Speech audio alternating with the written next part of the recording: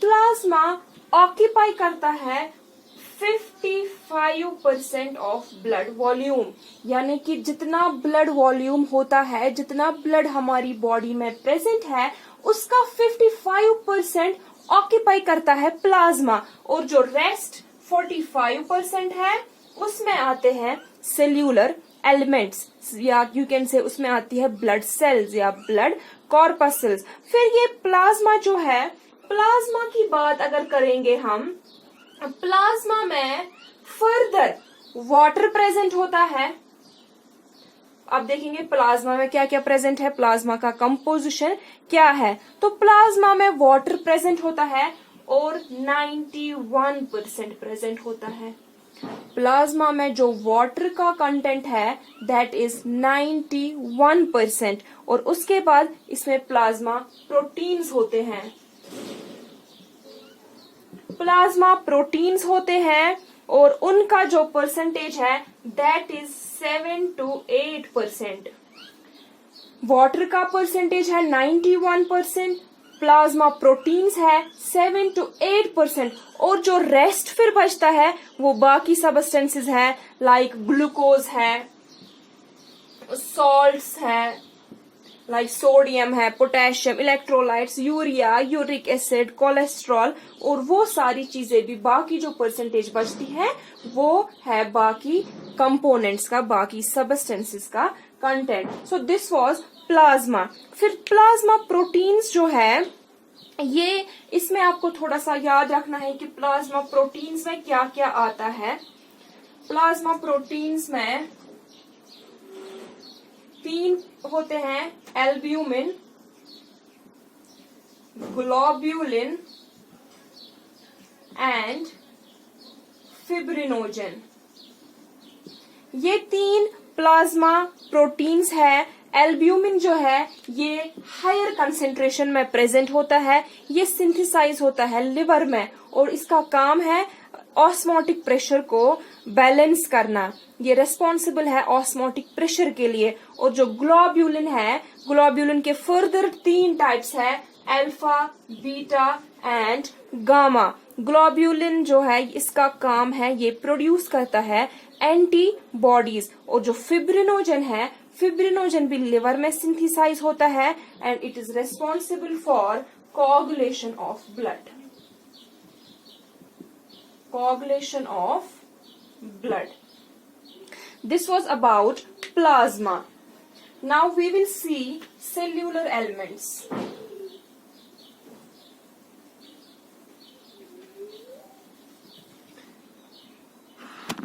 Cellular elements में क्या क्या आता है?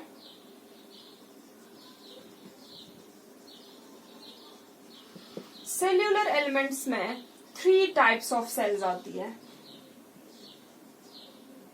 एरिथ्रोसाइट्स जिनको रेड ब्लड सेल्स कहते हैं या आरबीसीज, ल्यूकोसाइट्स जिनको व्हाइट ब्लड सेल्स कहते हैं या डब्ल्यूबीसीज, और इसमें थ्रोम्बोसाइट्स आता है, थ्रोम्बोसाइट्स जिनको प्लेटलेट्स कहते हैं। These are the 3 types of cells, blood cells, okay? और फिर ल्यूकोसाइट्स को फर्दर डिवाइड किया गया है 2 टाइप्स में, granulocytes and एग्रेन्युलोसाइट्स।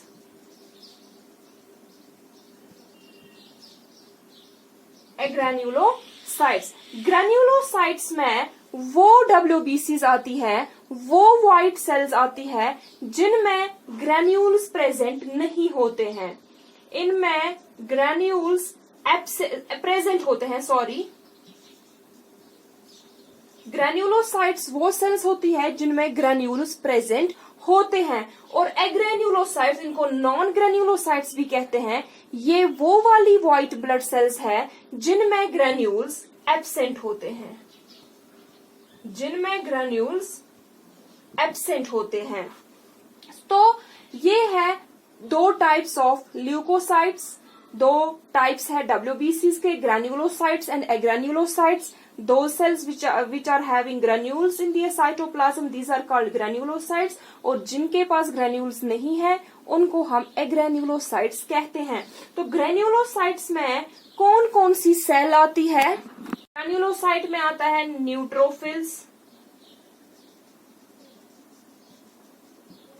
Neutrophils, eosinophils and basophils। और एग्रेन्युलोसाइट्स में आता है लिम्फोसाइट्स एंड मोनोसाइट्स। ये सारी सेल्स आपको अलग अलग से डिटेल में पढ़नी है। तो सेल्यूलर एलिमेंट्स को तीन कैटेगरीज में डिवाइड किया गया है। तीन types of blood cells present होते हैं। एक होता है red blood cells, white blood cells और प्लेटलेट्स। ल्यूकोसाइट्स को फर्दर कैटेगराइज किया गया है दो टाइप्स में, ग्रेन्युलोसाइट्स और एग्रेन्युलोसाइट्स में। ग्रेन्युलोसाइट्स में न्यूट्रोफिल्स, इजिनोफिल्स और बेसोफिल्स आती है, और एग्रेन्युलोसाइट्स में लिम्फोसाइट्स एंड मोनोसाइट्स आती है। इन शॉर्ट हमें 5 टाइप्स ऑफ WBCs है, 3 आती है ग्रेन्युलोसाइट्स में और 2 आती है एग्रेन्युलोसाइट में। अब अगर हम बात करेंगे इन सेल्यूलर एलिमेंट्स की फॉर्मेशन कहाँ पे होती है, ये सेल्यूलर एलिमेंट्स कहाँ पे बनते हैं, उस प्रोसेस को हम हिमेटोपोइसिस कहते हैं।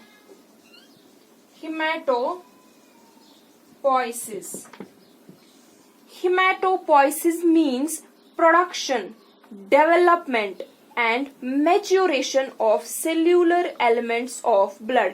Heme, heme means blood and poiesis means synthesis.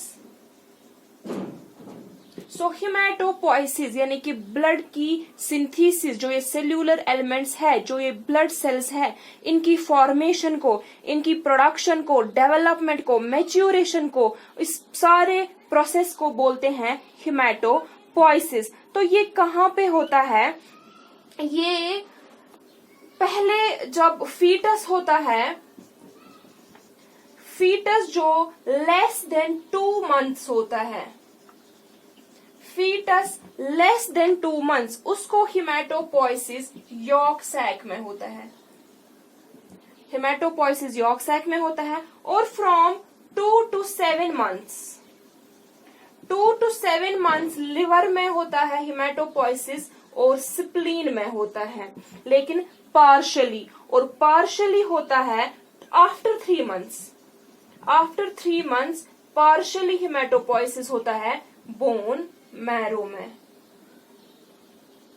Bone marrow में। और उसके बाद जो फिर फुल टर्म इन्फेंट होता है या एडल्ट्स होते हैं, उन सब का हिमेटोपोइसिस बोन मैरो में होता है, यानी कि सारी सेल्स बोन मैरो में बनती हैं।